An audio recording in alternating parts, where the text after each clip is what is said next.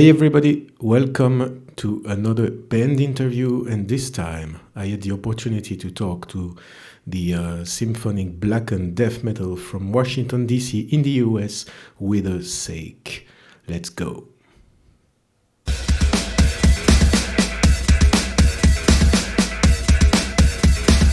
So guys, welcome to another interview on my channel, and this time I am with Gabriel, who is the singer, the lead singer from the band Wythersake, and with him is James, the guitar player from the same band. So Wythersake, band based in Washington DC state in the USA. Hi guys, how are you? I'm good. Thanks for inviting us onto the show. If you can maybe tell us what does Wythersake mean? Why did you come up with this name? When did you guys meet each other? What is exactly the story behind your band? And let's move from there first. All right, so I guess I can start this one off. So the name Wythersake actually is an old, like I guess, archaic term. It's not really a word that's used anymore, but it basically means it's Old English for like a renegade, or a betrayer, or an apostate. And an apostate is someone that basically at a certain point in their life realizes that everything that they had been brought up to believe, or cherished values that they had, they pretty much kind of do a 180 on those and kind of change. You kind of just stop believing in that stuff anymore and kind of flip around. So the name of the band actually, there was a few different names that were being thrown around back then, but the name actually came after a lot of the lyrics and stuff were written, and it just was one of those things where it just kind of happened organically, because we wanted something that kind of made sense, I guess, conceptually to what the lyrics were being written about. And the lyrics were also one of those things that were organically done. I didn't sit down and just decide this is what I'm going to write about. That's just what came out. So that's what the name of the band means, and it's kind of how we it all kind of ties in, and it just kind of all worked out, because I guess the concept of the album ties in with the name of the band also, and lyrically and all that stuff. And then I guess I can give a brief little history up to James when James comes into the picture. But I basically started the band with our drummer Daniel. I was, we were in previous other bands, and we're all from around the same area. So I met him when I was recording one of his old bands in my studio, and I was kind of at the end of where I was going to be at with my previous band. I didn't do vocals or anything in that band. I was just lead guitarist, and I would compose music and stuff like that. And I kind of started to feel like I wanted to do things how I heard them in my head. So with Daniel, I decided, we liked the same stuff. We met in the studio, and I showed him some of the demos I had written for my last project, and he was, telling me oh, well, we should do something together. I like that. And then kind of discovered that we liked a lot of the same types of music.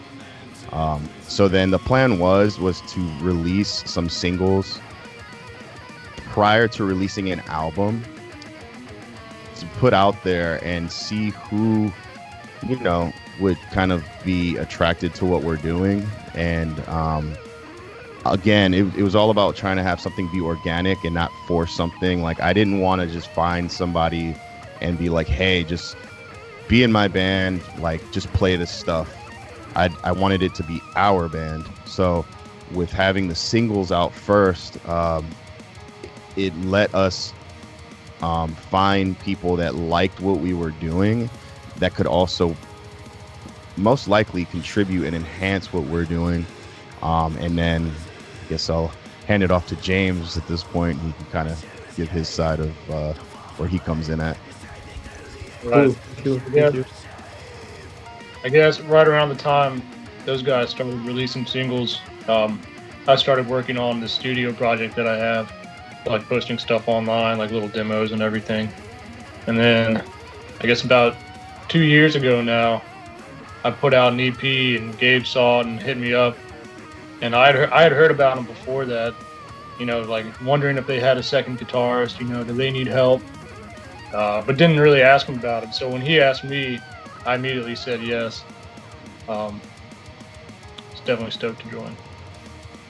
Cool. And James, you are amazing guitarist. Honestly, it's crazy the things you do. Now, how many hands do you have? How many fingers you got? I guess because Gabe plays guitar also. He's also on guitar. So you were talking about the conceptual part of your lyrics. So can you tell me, maybe can you tell us a bit more about the meaning of your songs, like in general? What are the main themes that are exploited there? Yeah, so I guess just to keep it kind of broad, the album is not a concept album, even though some of the stuff I refer to in some songs, I'm referencing things that I say in other songs.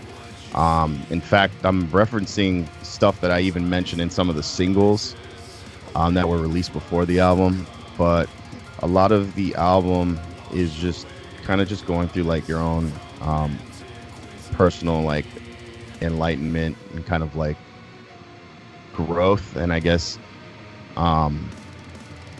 just through a lot of different things that I've been through or seen or just learned about on my own, things that I've gotten interested in, like I'm really interested in like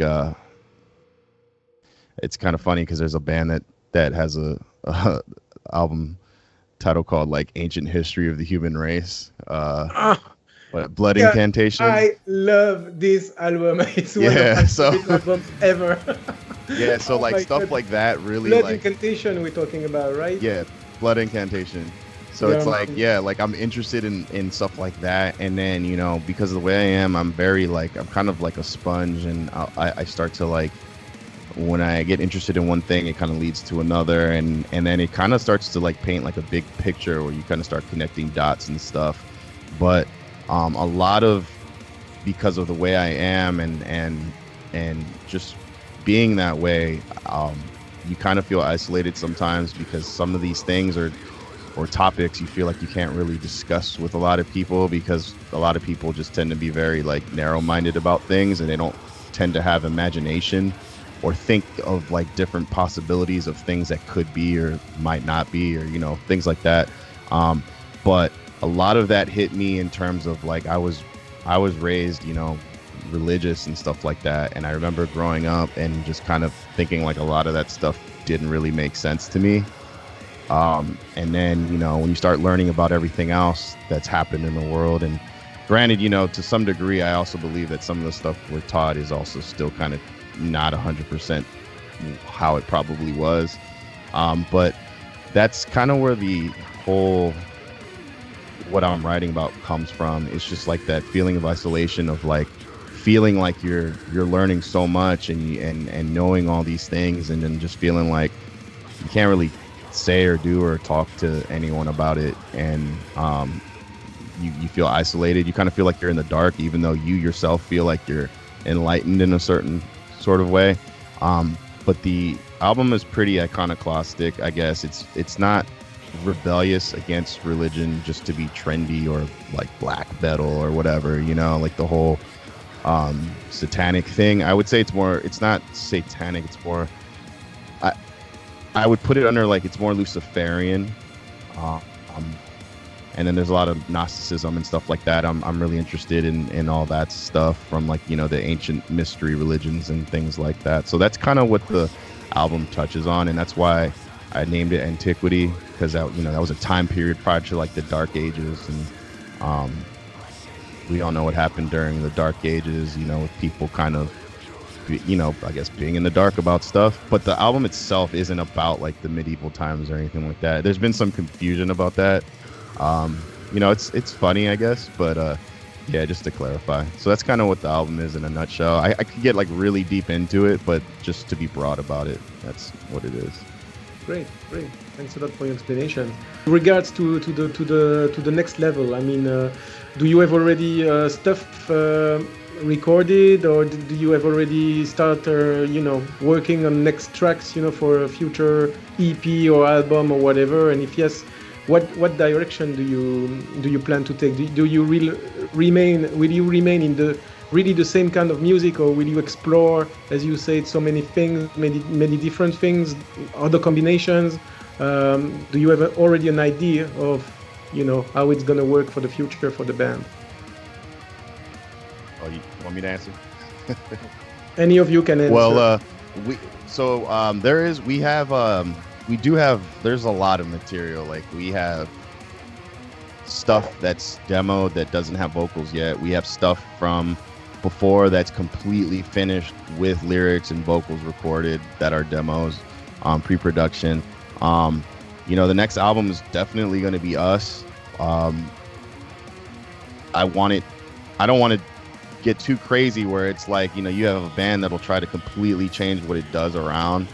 And I'm not really interested in doing that. I'm interested in just giving people more of what they could expect from us. But, there'll probably be other things in there, because I think that everyone that's in the band right now is, we're all trying to get better at what we're doing. So you'll probably hear that come across in the music. There may be a Japanese release of the album. So if that happens, you'll probably hear something that's like more recent, because we'll have to put another track on there. And I could tell you that the stuff that's a little bit more recent is probably, I hate to use the word like brutal, like more brutal, but like I think it's definitely like it's the stuff is pretty. I mean I like it because we're writing it, but I know there's one that me and James both like got together one day, and we just in my studio just like he's like, all right, here I'd hand him the guitar, he'd track the riffs, I would like put the drums and stuff over it so we can get an idea of what we want. He would hand me the guitar back, I would write a riff, and it was just like playing tag, like back and forth. And like honestly, that's one of my favorite songs that no one's heard. So okay. I'm hoping that can go on a re-release or something like that. I would definitely like it to be maybe on the next album, but if we can do like a Japanese release or something like that, I'd like it to go on there. And I don't know, I guess you can expect the shred guitars to still be there and all that stuff. So yeah, we've already started working on all that stuff. Cool. So if you tell us maybe about your childhood, when did you start to listen to heavy metal, and was it directly like brutal, gore, violent metal, or was it like progressive, when you were a teenager, it was a little more quiet stuff, and then it's growing older that you discovered the underground side of heavy metal, and more brutality into the music? Or did you like straight away growing up this kind of music, and how did it happen for you guys? You can go first. All right. I can see on your face, Gabriel, that you're really surprised about my questions. I know it's not usual questions. No, I can answer this one for sure. So, first time how I got into heavy music was when I was little. I don't remember how old I was. It had to be like the early 90s, so maybe like first grade or something like that, kindergarten. I remember my dad got a cassette tape and put it in the car, and I just remember hearing like dun, dun, dun, dun, dun, dun, dun, running with the devil, like Van Halen. And I'm like in the back seat like, whoa, what's that? And at the time I was really only listening to like classical music and stuff like that because I was little, so my parents weren't really putting any like they weren't putting like, my parents don't listen to like death metal and stuff like that. So I'm listening to classical music. I used to play violin, but then I heard Van Halen when I was little, and then I just kind of liked that stuff. And then, you know, elementary school, you had a lot of like grunge and alternative because it's the early 90s. And then it wasn't until maybe middle school where like I started to like find out about like Slayer and stuff like that. And I think the first like extreme metal band that I can remember and just being like it was a music video and I couldn't like, I was just like stuck on the TV screen, was Her Ghost in the Fog with Cradle of Filth. And they're doing like the like when they're headbanging, the video's going like in reverse, so their hair's going like this, and I was just like, what is going on, you know? And then like Seasons in the Abyss by Slayer came on, and it was like super late, like it must have been like summer vacation where I was up all night and just random stuff would come on. And it kind of just progressed, you know. Middle school, Korn had just come out with like Follow the Leader and all that stuff, so to me that was like a big thing. I wasn't really into like Limp Bizkit or any of that stuff, the new metal stuff on that end, but I really liked Korn. And you know, we play 7-string guitars. A lot of that for me started with, I wanted a 7-string guitar because of Korn. And then, you know, I graduated to other things, and you know, Pantera and Metallica, and I mean, I always liked Metallica, but then you had like the whole metalcore new wave of American heavy metal stuff in the early 2000s. And I remember hearing Shadows Fall and hearing like, I remember I had a guitar magazine, and I remember seeing the tabs for like learning how to play one of the solos on I think it was like Thoughts Without Words. And I was like, I'd never heard Thoughts Without Words. I just saw the tabs, and I was like, just based off the tabs, I need to hear this song. And I remember hearing it and just like having my mind blown, like, whoa, like they don't play that in Korn, you know what I mean? Like there's no solos in Korn. And I was like, that's what I want to do.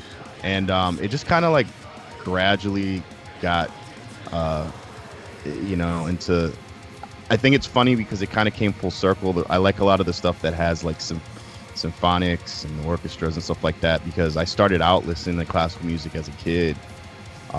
So I guess it's kind of natural for me to like stuff that's more atmospheric like that. But that's kind of how I progressed. I would say I just kind of progressed like any other normal kid. Like, I mean, I had some friends where like the first metal band they heard was Deicide, and they liked it, and I was just like, that's not normal. You know what I mean? Like no one listens to Deicide the first time and just like loves it, you know, when you're like little. So I think I was more like, I had a normal like pathway kind of getting up to the heavier stuff. So that was it for me. Cool, like climbing a mountain actually. Yeah. Cool. It's definitely very similar for me. And you know, I'm a few years younger than Gabe, so I remember I was in like 2nd or 3rd grade the first time I heard Korn, and that was because my older brother was listening to it, and I was like, yeah, that's cool, like that's heavy.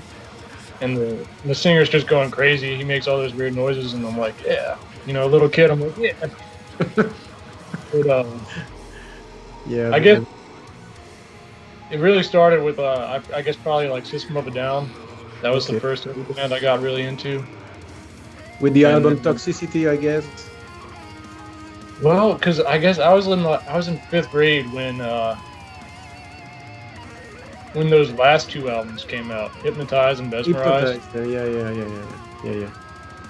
Yeah, so you would have been like what, like 6 when Toxicity came out? Yeah, or something like that. Yeah. Wow, 6. Wow. So me and James are I'm about 7 years older. So like Toxicity came out for me when I was like 13.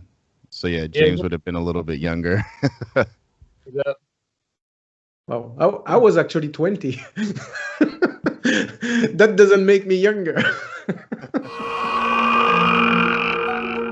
To become the prodigal son.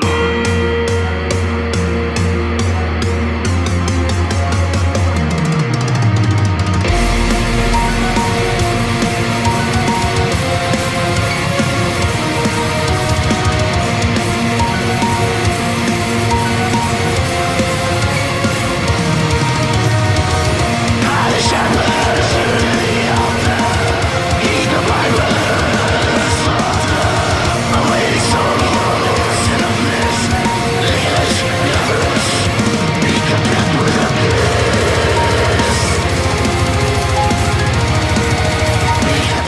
As a musician, I know that you worked for a long time on your album. I guess how many time did it take, for your album to be born? In total, how many time of work? I guess you went for like 5 years, technically, right? 5 years. Or Gabe, when it was just Gabe and Daniel, they were working on. So half the album was written like, let me see. It's weird because so like half the album was written like the year that we recorded it, and then the other half were just songs that I had written over like the span of like 2 or 3 years that we just had. Like I said, like we have a lot of songs, so it was just a matter of like picking and choosing which ones we wanted to put on the album. But like, for instance, like Through Ritual, we Manifest, Feast Upon the Seraph Within, and My Profane Goddess were all written, demoed, everything like in a week. Like I just sat down and was like, all right, I got to write some more songs, and I just wrote them. Antiquity, I think, was originally Antiquity was just, so the first track on the album leads into Antiquity. Like they kind of go together. Like that's how we play them when we play them together. We play the opening track, and then it has that drum fill that goes straight into the Antiquity. Okay. Antiquity was not supposed to be there. It was just supposed to be the opening track because at the time we had another label that had contacted us, and we talked to the A&R guy and all that stuff, and he was kind of emailing us and was like, hey man, the album sounds good, but you guys should do like a opening track for it just to round it out or whatever. So I did that, and then they were like, hey, this opening track sounds like it should be a whole song. Write a whole song. So I was like, okay, and then I just went back and like wrote that in like a day or so and sent it back, and I was like, well, I think it should be 2 tracks. I don't want it to be 6 minutes long. One can lead into the other. So those 5 songs that I just mentioned were all written around the same time within like 2 months. And then the other songs prior to the other rest of the album was written like over like the 2 years prior. That any one of those songs could have been a single. We just didn't release them as a single. We just kept them for the album. So yeah, and then because of the internet, when we recorded, James did everything at his place. I did everything, and I just did he sent me all his files. And then I just mixed and mastered it. So I think the whole total tracking from when we started drums to when it was done was probably like 5 or 6 months, just because it was spaced out. Okay. I think I finished like in March or April of last year, and we had done the drums beginning of November of 2019. So, yeah. Wow. And as you musicians, on this album, was there like is there like a favorite track of this album that you prefer to rehearse, to play together? Is there like a track that is really more fun to play than the others, or is it really like a full picture of the album, like it's like a whole, an entity, or is there really like a song that you prefer to play together? I guess personally, my favorite is probably The Advent, but at the same time, it's going to be one of those songs that I've just listened to way too many times. Like we play it every time we practice, so I'm starting to enjoy some of the deeper cuts on the album a little bit more. But probably The Advent for me. Okay. All right, so for me, my favorite song to play with everybody is Antiquity. I just like the way that song moves. The solo sections on that song are probably my favorite because it's like me and James are doing the whole like Judas Priest thing. Like he comes in first, then the riff changes and I come in, and then it's like it repeats again. So to me that's really cool because like live, that's really cool to see when you have like the 2 guitars kind of like ping pong back and forth, So that's probably my favorite off the album in terms of like playing it. In terms of like my favorite when I'm listening to it, it's probably Unto Light, which is like the second to last track. I don't know. I've just always liked that song ever since, like, you know, we had written it and stuff like that. But for me, I prefer to listen to the album as a whole. I think the guys think I'm a little weird because I'll be like, I hate that song. You know, like if I listen, like we released Iniquity first as a single, and I was just like, oh, I hate that song. Like I don't want to listen to it. I don't want to play it. And you know, James and them are like, no, bro, like that song is so like good. It's a good one. Like I'm like, no, I hate it. And then when the album came out, if I listened to it in the context of the album, I loved it. And I think that's just because for me, like I kind of understand how like the lyrics are all kind of interwoven with one another. So like to me, a track by itself just sounds kind of naked. And I'm also like I can be kind of critical of stuff. I feel like I always like undersell things because I'm just like, nah, I don't know about this. But I also try not to stay stuck on stuff because then I'll never get anything done. So I'm kind of weird where like I care, but then I really don't care. And but I guess it kind of works out. But yeah, I like the album as a whole. As a whole, more than just listening to one song by itself. Yeah, I totally agree with you. Yeah, I just totally forgot about asking you about the artwork of the album. Who had the idea of putting such an artwork, and where does it come from, and what does it tell with compared to the album, to the lyrics? Me. Any of you can answer. Yeah. Well, I guess we can both answer. I'll say what I'm. So at least for me, the way I see it, especially if you listen to the first two tracks on the album, that's where the theme comes from, with the whole idea of these survivors from a flood in the picture. I guess, Gabe, that's what you told Alvaro.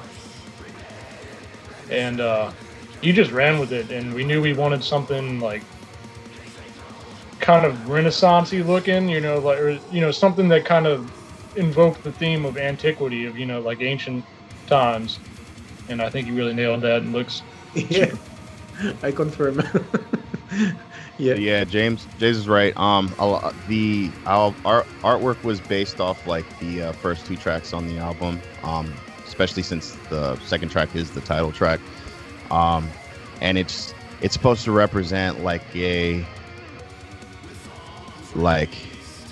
almost like a baptism, but but not in the sense of when you see like in religious. It's almost like it's like an inverted version of it in my way. It's not supposed to be like washing your sins away. Because thinking for yourself is considered a sin, you know what I mean?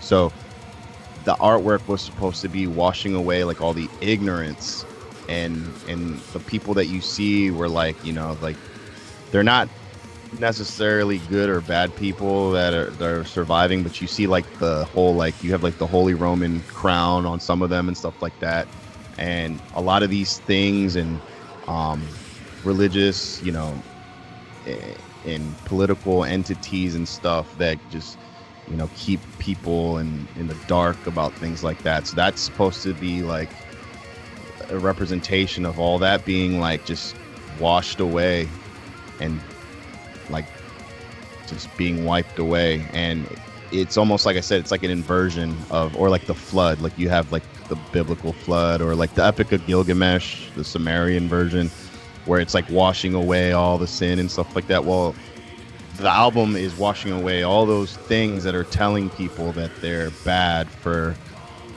being, themselves, or wanting to just create their own destiny, or, think for themselves. So that's kind of what it was. And I gave Alvaro that kind of like briefly. I was like, this is kind of what it is. And he actually went above and beyond like what I was even thinking in my head.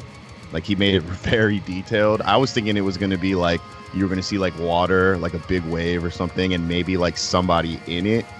But he did like a whole like it's like a bunch of people, and it's like it was really intricate. So I was like, wow, okay, perfect. So worked out. Yeah, it's cool. It's really cool. So guys, thank you for all your explanation. That was very, very interesting to learn a little bit more about you. So guys who are watching this video, I really recommend, if it's not done already, to discover the band Wythersake. It's really a great album. Antiquity is really, really awesome from start to finish. It's really a pleasure to listen to it. And if you like the genre, if you like this mixing of brutality, if you like great riffs, if you like this, changing styles, from one song to another, constantly, and renewing itself song after song, I really recommend that you dig into this album, because you won't be regretting, this adventure. It's really a piece of adventure. It's really a piece of art. It's a great album. And so this was Wythersake. So this was the lead singer Gabriel and guitarist, guitar player James. Again, thanks a lot for being there. Thanks a lot for your album, and I wish you the best for this album. It needs to be shared, it needs to be heard, and I hope that people will, because it's really an enjoyable album. And again, congratulations for such an album, because from the bottom of my heart, it's really, really a great, great album. So thanks a lot, Gabriel. Thanks a lot, James. Oh, thank you for having us. See you next time. Thanks for having us on, man. We really appreciate it. Yeah, thank you. Thank you, guys. See you later.